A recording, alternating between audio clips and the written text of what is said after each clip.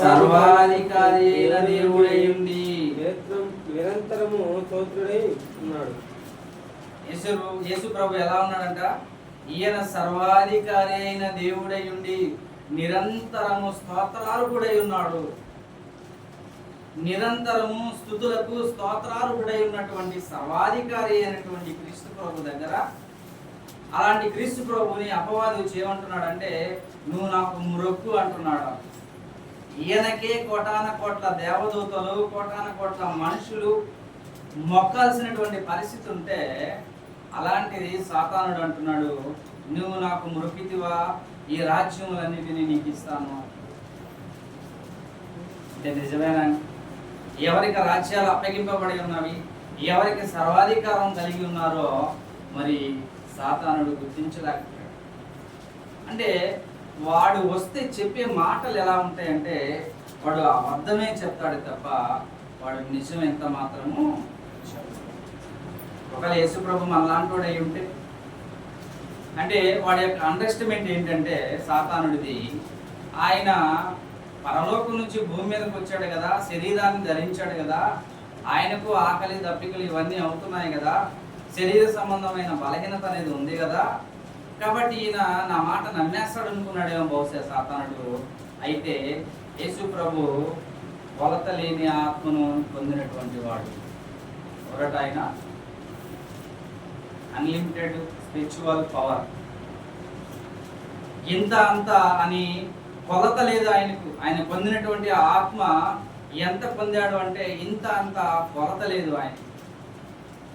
అలాంటి కొలత లేని ఆత్మను పొందినటువంటి యేసు ప్రభు సాతానుడు వాడి యొక్క ఆలోచనని మరి యేసు ప్రభు గుర్తించలేడంటారా? గుర్తించగలడు. కనుక ప్రియమైన వారులారా, సాతానుడు మన దగ్గరికి వచ్చినప్పుడు, ఈ అపవాది మన దగ్గరికి వచ్చినప్పుడు మనల్ని మోసం చేయాలనుకుంటాడు, మనల్ని నాశనంలోనికి నడిపించాలని వాడు ప్రయత్నం చేస్తాడే తప్ప మనల్ని మంచి మార్గంలో నడవడానికి వాడు ప్రయత్నం చేయడు. యేసు ప్రభు గురించి మరొక మాటను కూడా మనం చూద్దాం. కొలస్సీలకు రాసినటువంటి పత్రిక పేతురు మొదటి పత్రిక 3వ అధ్యాయము 22వ వచనాన్ని మనం చదువుకుందాం. పేతురు రాసిన మొదటి పత్రిక 3వ అధ్యాయము 22వ వచనాన్ని మనం పరిశీలన చేద్దాం. ఆయన యేసు ప్రభు అంట, ఆయన పరలోకమునకు వెళ్ళి దేవదూతల మీదను అధికారుల మీదను శక్తుల మీదను అధికారం పొందిన వాడై దేవుని కుడి పార్శ్వమున ఉన్నాడు. భూమి మీద తాను చేయాల్సినటువంటి నిర్గమనను పూర్తి చేసి శిలువలో మరణించి మృత్యుంజయుడై తిరిగి లేచి పరలోకానికి వెళ్ళిపోయినటువంటి యేసు ప్రభు ఆయన ఎవరెవరి మీద అధికారం పొందున్నాడంటే, పరలోకమునకు వెళ్ళి దూతల మీదను అధికారుల మీదను శక్తుల మీదను అధికారం పొందిన వాడై. పరలోకంలో అధికారులు ఉన్నారు, పరలోకంలో దూతలు ఉన్నారు, పరలోకంలో శక్తులు ఉన్నవి. వీటన్నిటి మీద యేసు ప్రభుకి ఏముందంట? అధికారం. ఆయన శాసిస్తేనే అక్కడ పని జరగాల. అలాంటి అధికారాన్ని కలిగి ఉన్నటువంటి యేసు ప్రభు దగ్గర సాతానుడు మాట్లాడుతున్నటువంటి మాటలు మరి ఎంత హాస్యాస్పదంగా ఉన్నాయో మనం ఒకసారి ఆలోచించాలి. నువ్వు నాకు మొక్కితే ఇవన్నీ నీకు ఇచ్చేస్తానంటున్నాడంటే అవన్నీ ఎవరికి అప్పగింపబడి ఉన్నవి? వాటన్నిటి మీద సర్వాధికారం కలిగినటువంటి యేసు ప్రభునే వాడు తన యొక్క మాటల చేత మరి నాశనం చేయాలని ఆలోచించాడు. అయితే యేసు ప్రభు మనలాంటి ఆత్మ కలిగిన వాడు కాదు. ఆయన మరి పొందినటువంటి ఆత్మ కొలత లేనటువంటి ఆత్మను పొందిన వాడై సాతానుడి యొక్క కుయుక్తినంతా ఆయన పసిగట్టగలిగేటువంటి శక్తి ఉంది. పరలోకానికి కానీ భూమి మీద కానీ సర్వాధికారం పొంది నిలబడినటువంటి యేసు ప్రభువు, అలాంటి యేసు ప్రభువుని కూడా సాతానుడు శోధించాలని ప్రయత్నం చేస్తున్నాడు. అందుకే ఈ యొక్క పాఠాంశం పేరేంటంటే, ప్రజలను నాశనం చేసే లోకాధికారి. ఈ లోకాధికారి ఎవరట? ప్రజలని నాశనం చేసే లోకాధికారి. వీడికి కూడా లోకాధికారి అని పేరు ఉంది తెలుసా? యేసు ప్రభు లోకాధికారి, సర్వాధికారి అయిన దేవుడు. అయితే మరి సాతానుడికి కూడా లోకాధికారి అనే పేరు కూడా ఉందండి. చూద్దాం మాట కూడా ఎంత బాగుంటుందో. యోహాను సువార్త 14వ అధ్యాయము 30వ వచనం. యోహాను సువార్త 14వ అధ్యాయము 30వ వచనం సరే మనం చదువుదాం.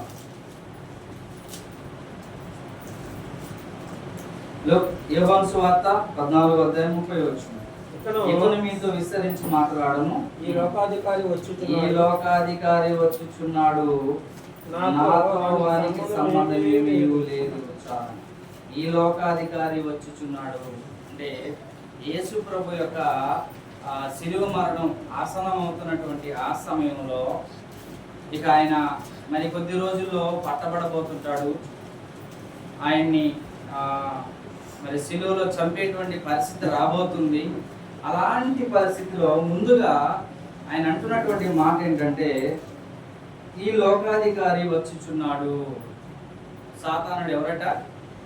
ఈ లోకాధికారి. ఏంటి బయట ఏం చేస్తున్నారు? బయట ఈ లోకాధికారి వచ్చుచున్నాడు. ఎవరంట ఈ లోకాధికారి? సాతాను. ఇక్కడ మాట్లాడుతున్నటువంటి మాట ఈ లోకాధికారి అంటే ఎవరి గురించి రాయబడిందంటే సాతాను గురించి రాయబడింది. ఈ లోకాధికారి. ఎందుకు ఈ లోకంలో వాడు అధికారిగా ఉన్నాడు? ఒక మనిషి అధికారంలోకి ఎప్పుడు వస్తాడు? ఒక వ్యక్తి ఒక అధికారిగా ఎప్పుడు వస్తాడు? మనుషులందరూ ఆయన్ని ఎన్నుకుంటే ఒక వ్యక్తి ఒక అధికారిగా నిలబడతాడు. అంతే కదా, నిలబడతాడు. ఇప్పుడు ఎలక్షన్లు జరుగుతున్నాయి. మరి కొద్ది రోజుల్లో ఎలక్షన్లు రాబోతున్నాయి. ఈ ఎలక్షన్లో ఇద్దరు వ్యక్తులు నిలబడతారు. ఈ ఇద్దరు వ్యక్తుల్లో ఒక వ్యక్తి మాత్రమే అధికారిగా నిలబడబోతాడు ఎలక్షన్ అనంతరం. ఆ ఇద్దరు వ్యక్తుల్లో ఒక వ్యక్తి అధికారి ఎలా అవ్వబోతాడు? అధికారం ఆయనకి ఎలా రాబోతుందంటే ప్రజల యొక్క మన్నన, ప్రజల యొక్క ఓటింగు. అంతే కదండి. 13వ తారీఖు ఎలక్షన్ జరుగుద్ది, ఓటింగ్ జరుగుద్ది.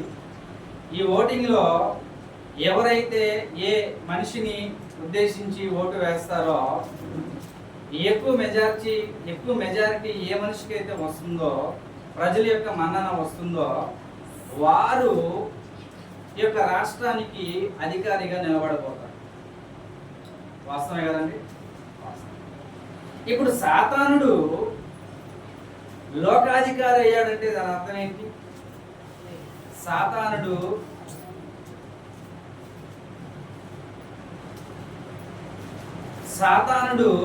లోకాధికారి అయ్యాడంటే దాని అర్థం ఏంటి?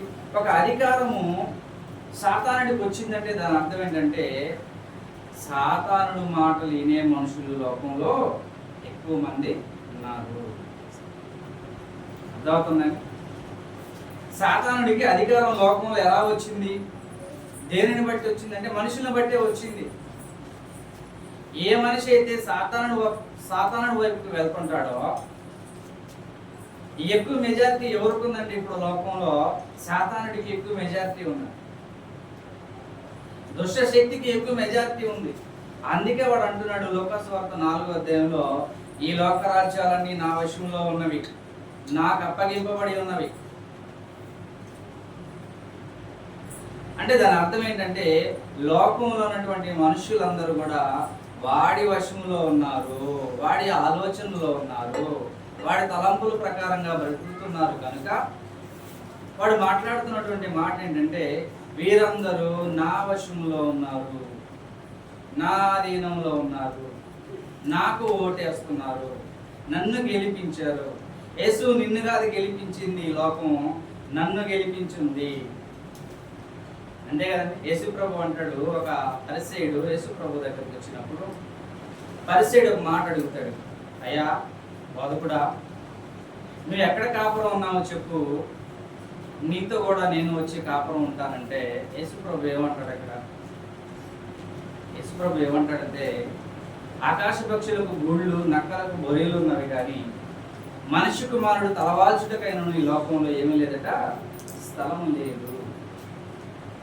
అంటే యేసు ప్రభుకి అవకాశం లేదు లోకంలో. యేసు ప్రభు మాట వినే మనిషి లేడు లోకంలో. నీతిని ప్రేమించే మనిషి లోకంలో లేడు. అవినీతిని ప్రేమించేవాడు, దుర్మార్గాన్ని ప్రేమించేవాడు, దుష్టుడి వెంటపడి వెళ్ళే వాళ్ళు ఎక్కువ మంది ఉన్నారు. కాబట్టి ఆ దుష్టుడు అంటున్నాడు, ఈ లోకం అంతా మిస్టర్ యేసు నాకు అప్పగింపబడి ఉన్నది, నీకు కాదు. చూడు ఒకసారి, లోకం అంతటిని చూపించాడట ఒక్క నిమిషంలో. ఎంతసేపు చూపించాడట? ఒక నిమిషంలోనే లోకరాజ్యాలన్నిటిని చూపించాడట. ఆ లోకంలో ఉన్నటువంటి రాజ్యాలన్నీ ఏం చేస్తున్నాయో ఒక్కసారి యేసు ప్రభుకి సాతానుడు చూపించాడు. చూడు, ఈ లోకంలో ఉన్నటువంటి మనుషులందరూ ఎలా చేస్తున్నారో, ఎలా ప్రవర్తిస్తున్నారో చూడు. నీ పోలికలు ఏమైనా కనిపిస్తున్నాయా ఈ లోకంలో? ఒకసారి చూడయా యేసు. అదే చూపించడం అంటే దాని అర్థం.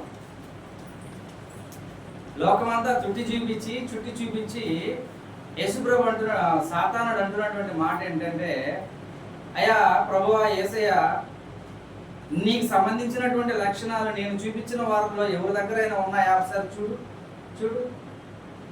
కనుక వీళ్ళందరూ ఇక్కడ నీ వశంలో లేరు, నా వశంలో ఉన్నారు. నన్ను గెలిపించున్నారు. నేను వారికి కూడా అధికారిని. నా అధికారంలో వాళ్ళు ఉన్నారు. అందుకే యోహాను సువార్త 14:30 మరి ప్రభువుల వారు అంటున్నారు, ఈ లోకాధికారి. వాడికి ఎక్కడి నుంచి వచ్చింది ఈ లోకంలో అధికారం? ఎవరిచ్చారు వాడికి అధికారం అంటే, మనుషులే అధికారం ఇవ్వాలి. ఎవరికైనా మనుషులే అధికారం ఇవ్వాలి. మనుషులే, ప్రజలే ఒక నాయకుడిని ఎన్నుకోవాలి. అది మంచివాడినా చెడ్డవాడినా అన్నది కాదు, కానీ ప్రజలే నాయకుడిని ఎన్నుకోవాలి. ఇప్పుడు దుష్టుడైనటువంటి అపవాది లోకంలో అధికారం పొందాడంటే, మరి వాడికి ఆ అధికారాన్ని ఇచ్చిన వాళ్ళు ఎవరు? ప్రజలే కదండి. ఈ లోకంలో ఉన్న ప్రజలే కదా అధికారాన్ని ఇచ్చింది. మమ్మల్ని ఏలు మహారాజు నువ్వే అన్నారు పాపం అపవాదిని. నీ ఏలుబడిలోనే మాత్రం మేము జీవిస్తామని అంటారు బహుశా ఈ ప్రజలు. అందుకే ఈ లోకం నాకు అప్పగింపబడి ఉన్నది. అందుకే దుష్టుల గురించి చెప్పబడుతున్నటువంటి మాటలు, ఈ లోకాధికారి. అతనికి ఈ లోకంలో అధికారం ఎక్కడి నుంచి వచ్చిందంటే, వాడి ఆలోచన మన హృదయాల్లో పండుతుంది. సాతానుడు, దుష్టుడి యొక్క ఆలోచన మనుషుల యొక్క హృదయాల్లో పండుతుంది. నువ్వు చెడుగా ప్రవర్తించు అని ఒక విత్తనం వాడు వేస్తే మనుషుల్లో, అది హృదయాల్లో పండుతుందండి, సఫలీకృతం అవుతుంది. వాడు ఎలా జీవించాలని మనిషిని కోరుకుంటున్నాడో అలా మనిషి జీవిస్తున్నాడు. వాడి ఆలోచన మనిషి హృదయాల్లో పండుతుంది కనుక వీళ్ళందరూ నా వశంలో ఉన్నారు. అందుకే యేసుప్రభు విత్తనాల ఉపమానం చెప్పాడు. విత్తనములు విత్తుటకు ఒక వ్యక్తి వెళ్ళాడంట లోకంలోనికి. తాను విత్తనాలు విత్తుతున్నప్పుడంట, కొన్ని విత్తనాలు ఎక్కడ పడుతున్నాయట? కొన్ని విత్తనాలు త్రోవ పక్కన పడుతున్నాయట, మరికొన్ని విత్తనాలు రాతి మీద పడుతున్నాయట, మరికొన్ని విత్తనాలు ముళ్ళ పొదల్లో పడ్డాయట, మరికొన్ని విత్తనాలు మంచి నేలను పడ్డాయట. ఇప్పుడు త్రోవలో పడ్డటువంటి విత్తనాలు ఫలిస్తాయా? ఫలించవు. కొన్ని బండ మీద పడిన విత్తనం ఏమైనా చక్కగా ఫలిస్తుందా? ఫలించదు. ఇక మూడో స్టెప్, ముళ్ళ పొదల్లో పడితే అది మాత్రం ఫలించిందా అంటే అది కూడా ఫలించదు. ఇక మంచి నేలను పడితేనే కానీ ఆ యొక్క విత్తనం అనేది ఫలించి అభివృద్ధి చెందదు. ఇప్పుడు యేసు ప్రభు తన విత్తనాలు జల్లుతుంటే అవి ఎక్కడ పడుతున్నాయంటే, మంచి నేలని చాలా తక్కువ పడుతున్నాయి. మిగిలిన 3 నేలల్లో అవి పడటం లేదు. ఒకవేళ అవి పడినా అవి ప్రయోజనకరంగా ఉండటం లేదు. అదే అపవాది విత్తుతుంటే, ఏమంటే అపవాది విత్తుతుంటే పడట్లేదా? ఖచ్చితంగా పడతాయి, సూటిగా పడతాయి, ఖచ్చితంగా ఫలిస్తాయి కూడా. అపవాది వేసే విత్తనాలు చక్కగా ఫలిస్తాయి మనిషిలో. యేసు ప్రభు వేసే విత్తనాలు మాత్రం మనిషిలో ఫలించవు. ఆలోచించండి మీరు. అవాదములు దేవుడు వేస్తే విత్తనాలు ఫలించాయా? ఫలించదు. దేవుడు వేసాడు విత్తనాలు తినొద్దు అని. ఏ విత్తనం వేసాడట? తోట మధ్యలో ఉన్న చెట్టు ఫలాన్ని మిస్టర్ ఆదాం అవ్వలు మీరు తినకూడదు అని అన్నాడు. ఆ విత్తనం ఫలించిందండి వాళ్ళిద్దరిలో? దేవుడు వేసిన విత్తనం అది ఫలించిందా? ఫలించలేదు. అదే దుష్టుడు వచ్చాడు, తినండి, నిరంతరంగా తినండి, చావనే చావరు అన్నాడు. ఏది ఫలించింది చెప్పండి? ఏది ఫలించింది? నిద్రబాబు అక్కడ దయచేసి మేస్టేక్ పెట్టుకున్నట్టుగా నేను కూడా ఏదైనా ఒకటి పెట్టుకోవాలి కొట్టగా. ఆడారు మీరు కొడుతున్నప్పుడల్లా నేను అది కొట్టాలి. కొంచెం ఓపికగా వినడానికి ప్రయత్నం చేయండి. నేను మొదలు చేస్తున్నాను. అయిపోయింది, పాఠం అయిపోయింది. సాతానుడి యొక్క ఉనికిని మనం నేర్చుకుంటున్నాం. అది మనకి చాలా అవసరమైంది.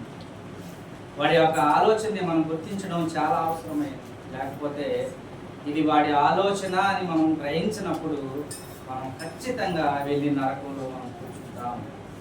లోకానికి మనం చెడుగా కనిపిస్తాం, లోకానికి మనం మురికిగా కనిపిస్తాం, లోకానికి మనం అసహ్యంగా కనిపిస్తాం.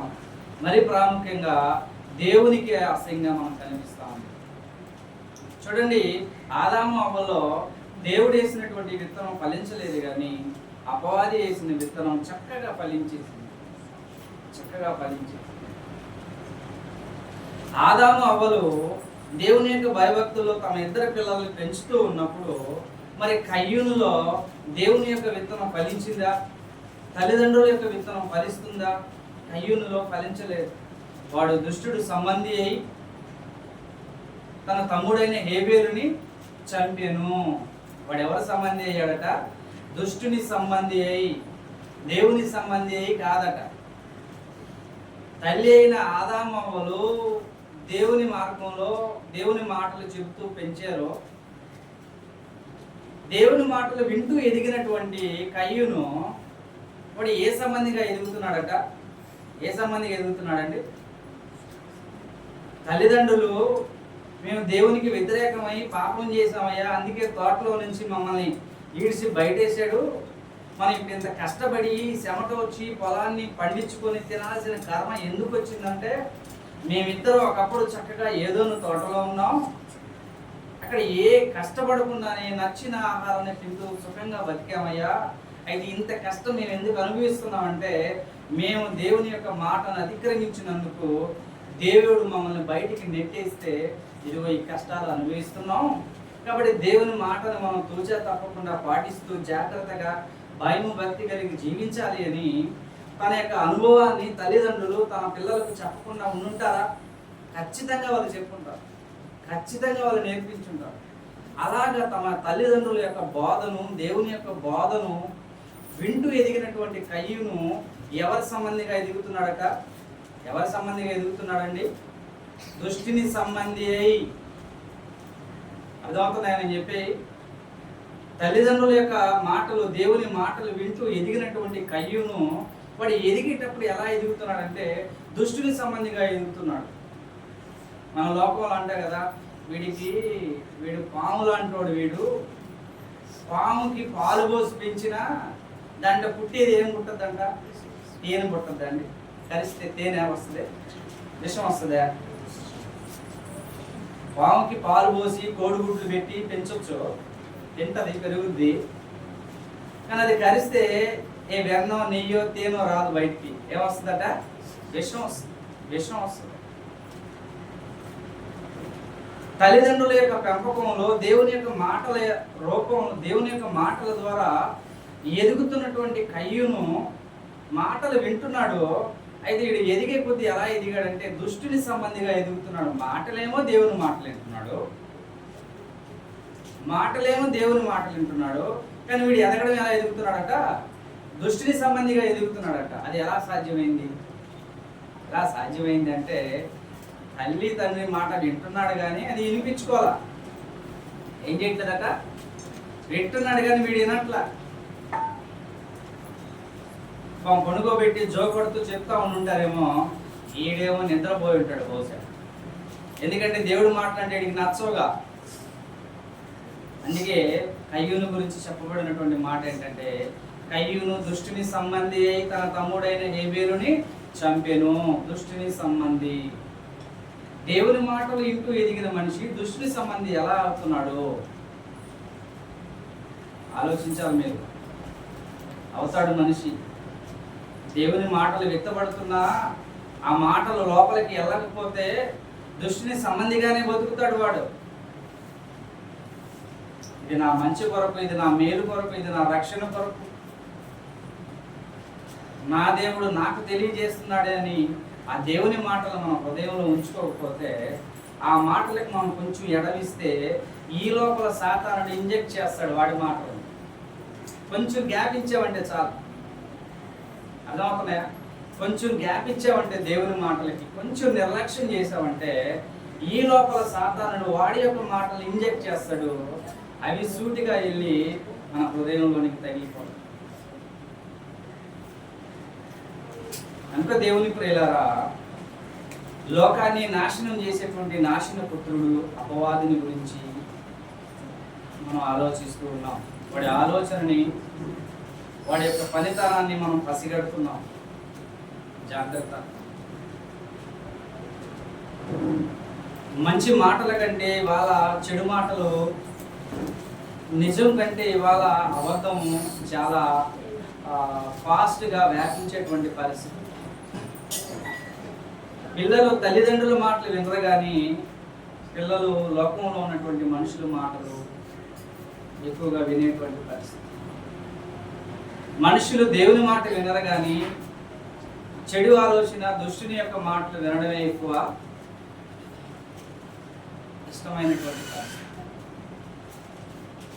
కనుక కయ్యూని యొక్క జీవితంలో మనం చూడగలిగితే వాడు తల్లిదండ్రుల యొక్క మంచి మాటల పెంపకంలో వాడు ఎదుగుతున్నా కూడా వాడు దుష్టుని సంబంధిగానే ఎలా ఎదగలిగాడు చూడాలి.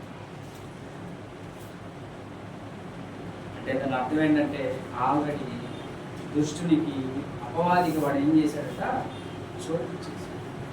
వాడి నరనరాల్లో సాతానుడి యొక్క క్రియలు పరిగెడుతున్నాయి. ఇక మంచి ఎక్కడ దూరుద్దండి? లోపల మంచి వాడికి దూరనే దూరం. వాడు దుష్టుని సంబంధిగానే వాడు తన యొక్క జీవితాన్ని కొనసాగించాడు. కనుక ప్రేమైన దేవుని వారులారా, ప్రజలను నాశనం చేసే లోకాధికారి అనేటువంటి యొక్క అంశాన్ని మనం వింటూ ఉన్నాం. దేవుని చిత్తమైతే ఈ యొక్క అంశాన్ని వచ్చే ఆదివారం కూడా మనం పొడిగించుకుందాం. ఎందుకంటే అపవాది గురించి మనం నేర్చుకోవడం అంటే అది 1 గంట 2 గంటల్లో మనం నేర్చుకునేటువంటి విషయము కాదు. వాడి ఆలోచన ఎంత భయంకరమైనవో, వాడి ఆలోచన ఎంత క్రూరమైనవో, వాడి యొక్క ఆలోచన ఎంత నిర్దాక్షిణమైనవో మనం గ్రంథంలో అనేక విషయాలు మనం ముందు కూడా మనం నేర్చుకోగలం. దేవుడు మనకు అవకాశం ఇస్తే వచ్చే ఆదివారం ఈ యొక్క లోకాన్ని లేక ప్రజలను నాశనం చేసే లోకాధికారి అయినటువంటి సాతానుడి గురించినటువంటి విషయాలు, ఇంకా మరికొన్ని విషయాలు వచ్చే వారంలో మనం నేర్చుకుందాం. మరి ఇంతవరకు ఈ మాటలు విన్నందుకు ప్రభువైన క్రీస్తు నామములో మీ అందరికీ వందనాలు తెలియజేసుకుంటూ నేను ముగిస్తూ ఉన్నాను.